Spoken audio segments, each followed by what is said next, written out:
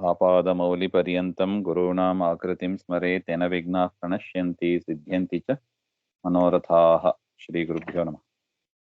ಶುಭಾಪಾಠದಲ್ಲಿ ಪುಸ್ತಕದಲ್ಲಿ ಏಕಾದಶಃ ಪಾಠ ಪುಣ್ಯಕೋಟಿ, ಪೇಜ್ 55 ಅಲ್ಲಿ ಇದೆ. 10 ಶ್ಲೋಕ ನಿನ್ನೆ ನೋಡಿದ್ದೀವಿ. 11ನೇ ಶ್ಲೋಕ ನೋಡಬೇಕು. ಮೃತ್ಯುಮೇಷ್ಯಸಿ ಜನನಿ ಕಿಂ ತ್ವಂ ಕಿಂ ಕರಿಷ್ಯಸಿ ಮಾಮನಾಥಂ ಜೋಷಮತ್ರೈವಾಸ್ಯತಾಮಿತ್ಯಾಹ ಪುತ್ರೋ ಮಾತರಂ. ಮೃತ್ಯುಂ ಏಷ್ಯಸಿ ಜನನಿ ಕಿಂ ತ್ವಂ ಕಿಂ ಕರಿಷ್ಯಸಿ ಮಾಂ ಅನಾಥಂ ಜೋಷಂ ಅತ್ರೈವ ಹಾಸ್ಯತಾಂ ಇತ್ತಿ ಆಹ ಪುತ್ರಃ ಮಾತರಂ.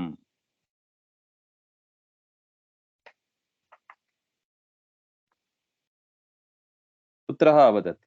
ಪುಣ್ಯಕೋಟಿ ತಾನು ಹುಲಿ ಹತ್ರ ಹೋಗ್ತೀನಿ ಅಂತ ಎಲ್ಲಾ ವೃತ್ತಾಂತವನ್ನು ಹೇಳಿದಾಗ ಆ ಕರು ಹೇಳಿತ್ತಂತೆ, ಹೇ ಜನನಿ, ಮೃತ್ಯುಂ ಪ್ರತಿ ಗಚ್ಚತಿ ವಾ? ಏನ್ ಮೃತ್ಯು ಹತ್ರ ಹೋಗ್ತೀಯಾ? ಮಾಂ ಅನಾಥಂ ಕರಿಷ್ಯಸಿ ವಾ? ನನ್ನ ಅನಾಥನನ್ನಾಗಿ ಮಾಡ್ತೀಯಾ? ಮಾಸ್ತು ನ ಗಚ್ಚತು, ಹೋಗಬೇಡ ನೀನು, ಅತ್ರೈವ ತಿಷ್ಟತು, ಹಾಗೆ ಅಂತ ಆ ಕರು ಹೇಳಿತಂತೆ.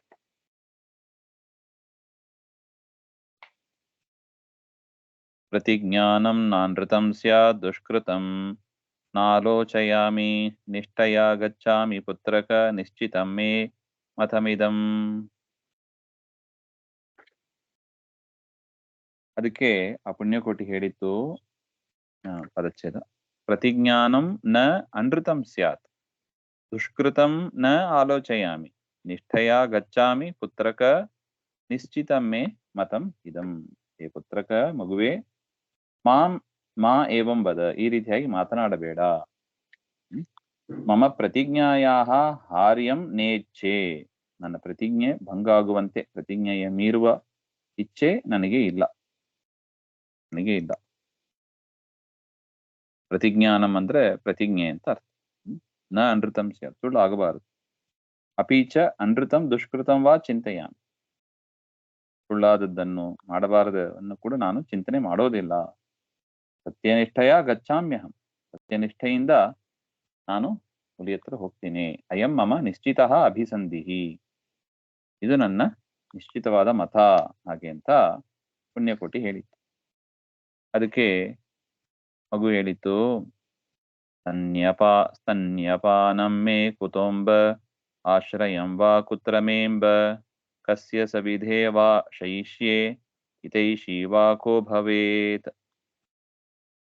ಮಗು ಅಕರು ರುದನ್ ಅಬ್ರವೀತ್, ಅಳ್ತಾ ಹೇಳಿತಂತೆ, ಹೇ ಮಾತಾ, ತಾಯಿ, ಯದಿ ತ್ವಂ ಮೃತ, ನೀನು ಮೃತರಾದರೆ, ತರ್ಹಿ ಕುತಾ ಮೇ ಸ್ತನ್ಯಪಾನಂ, ನನಗೆ ಹಾಲು ಕೊಡುವವರು ಯಾರು? ಮೇ ಆಶ್ರಯಂ ಕುತ್ರ, ನನಗೆ ಆಶ್ರಯ ಎಲ್ಲಿ ಇರುತ್ತದೆ? ಕಸ್ಯ ಸಮೀಪೆ ಶಯಿಷ್ಯೆ, ಯಾರ ಪಕ್ಕದಲ್ಲಿ ನಾನು ಮಲಗುವೇನು? ಮಮ ಹಿತಾಭಿಲಾಷಿ ಕಹ, ನನಗೆ ಒಳ್ಳೆ ಮಾತನ್ನ ಹೇಳುವವರು ಯಾರು? ಹೀಗೆಲ್ಲ ಆ ಕರು ಕೇಳಿತ್ತಂತೆ. ಮಾತೃಭಗಿನಿ ಬಾಂಧವಾ ಮೇ ಯೂಯಮೇನಂ ಬಾಲಮಗತಿಂ ಪುತ್ರ ಇತ್ಯೇವಾಕಲಯ್ಯ ಪಾಲಯಿಷ್ಯಥ ಸರ್ವದಾ. ಮತ್ತು ಹೇಳಿತ್ತು, ಮಾತೃಭಗಿನಿ ಮೇ ಬಾಂಧವಾಃ ಯೂಯಂ ಏವ ಏನಂ ಬಾಲಂ ಮತ್ಪುತ್ರಂ ರಕ್ಷಯ.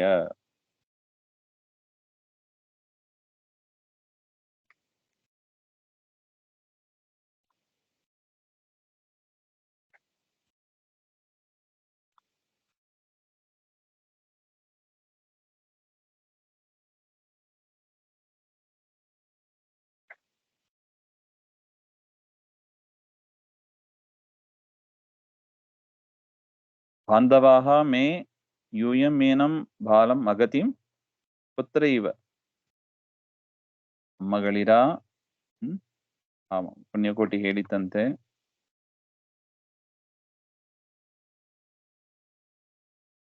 ತಾಯಿ ಜೊತೆಗೆ ಹುಟ್ಟಿದವರೇ ಮಾತೃಭಗಿನಿ ಅಂತ, ತಾಯಿಯ ಸಹೋದರರೇ.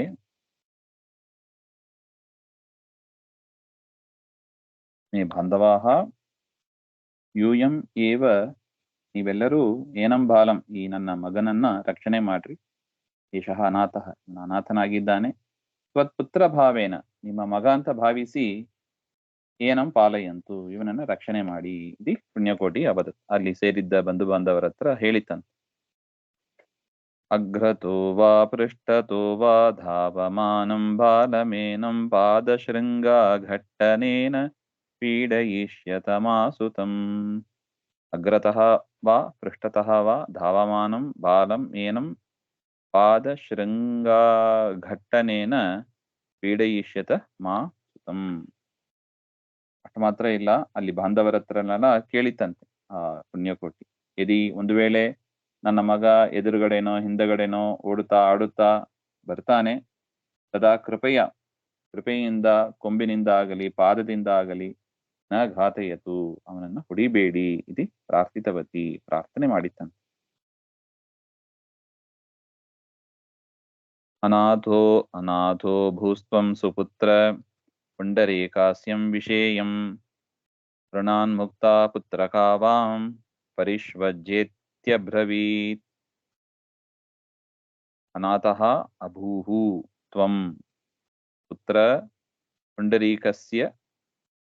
ಪುಂಡರೀಕಾಸ್ಯಂ ವಿಷೇಯಂ ಋಣಾನ್ ಮುಕ್ತಾ ಪುತ್ರಕಾವಾಂ ಪರಿಷ್ವಜ್ಯ ಇತಿ ಅಬ್ರವೀತ್. ಹೇ ಪುತ್ರ, ಭವಾನ್ ಅನಾಥಃ ಜಾತಃ, ನೀನು ಅನಾಥನಾಗಿಬಿಟ್ಟಿದೆಯಾ ಮಗುವೆ. ವ್ಯಾಘ್ರಃ ಏವ ಕಾರಣಂ ಈದೃಶಾಂ ಅವಸ್ಥಾಂ ಪ್ರತಿ.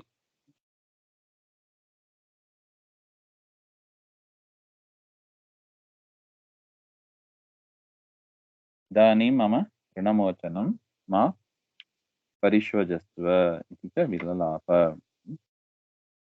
ಆ ಹುಲಿಯೇ ಕಾರಣ ಈ ದೃಶ್ಯವಾದ ಒಂದು ಅವಸ್ಥೆಗೆ. ಇದಾನಿ ಮಮ ಋಣಮೋಚನಂ, ಈಗ ನನ್ನ ಸಾಲ ಅಂದ್ರೆ ಕೊಟ್ಟ ಮಾತು ಮುಗಿಯುತ್ತದೆ. ಮಾಂ ಪರಿಶ್ವಜಸ್ವ ಇತಿ ಚ ವಿಲಲಾಪ.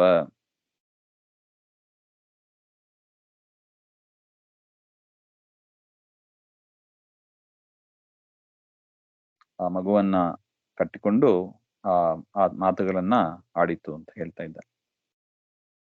ಗೌಸ್ತು ಪುತ್ರಂ ತತ್ರ ತ್ಯಕ್ತ್ವಾ ಗಹ್ವರಂ ವ್ಯಾಘ್ರಸ್ಯ ಗತ್ವಾ ಸೋತ್ಸುಕಾತಂ ವ್ಯಾಘ್ರಮೇವಂ ಪ್ರಾಹ ವಾಕ್ಯಂ ದಾರುಣಂ. ಗೌಹು ತು ಪುತ್ರಂ ತತ್ರ ತ್ಯಕ್ತ್ವಾ ಗಹ್ವರಂ ವ್ಯಾಘ್ರಸ್ಯ ಗತ್ವಾ ಸೋತ್ಸುಕಾ ತಂ ವ್ಯಾಘ್ರಂ ಏವಂ ಪ್ರಾಹ ವಾಕ್ಯಂ ದಾರುಣಂ. ಗೌಹು ಆ ಆಕಳು, ಪುಣ್ಯಕೋಟಿ ಹೇ ವ್ಯಾಘ್ರ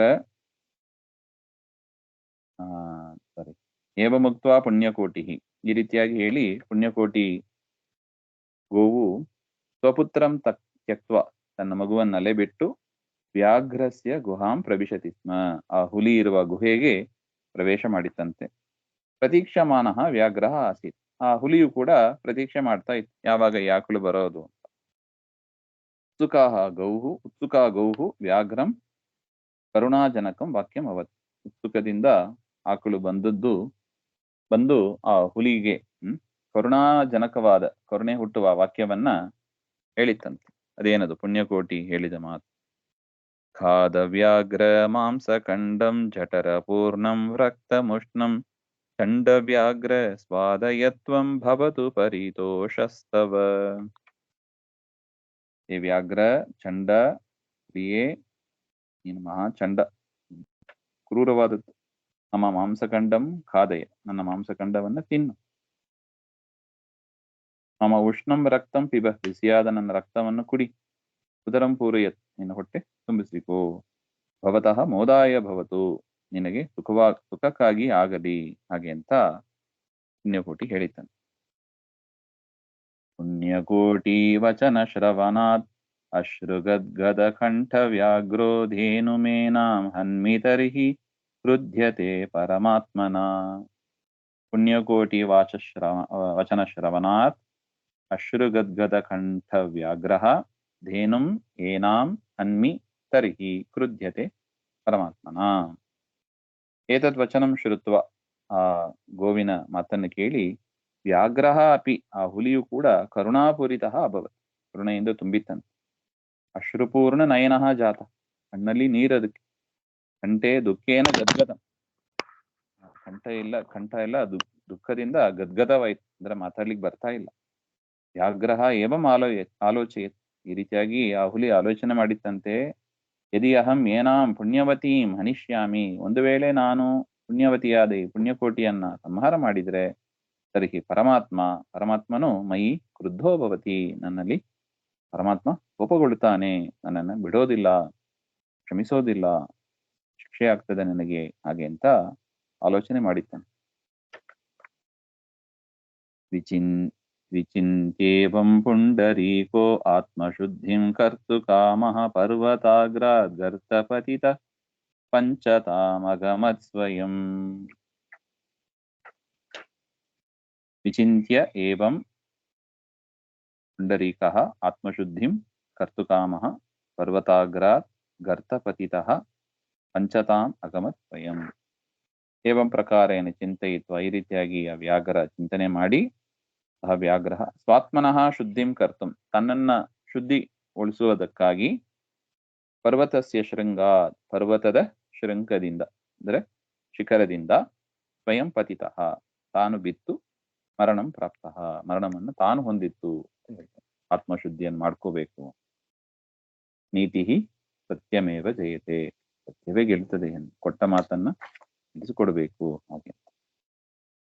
ಶ್ರೀಮಧ್ವಾಂತರ್ಗತ ಶ್ರೀಕೃಷ್ಣ ಅರ್ಪಣಮಸ್ತು. ಶ್ರೀಹರೇ ನಮಃ.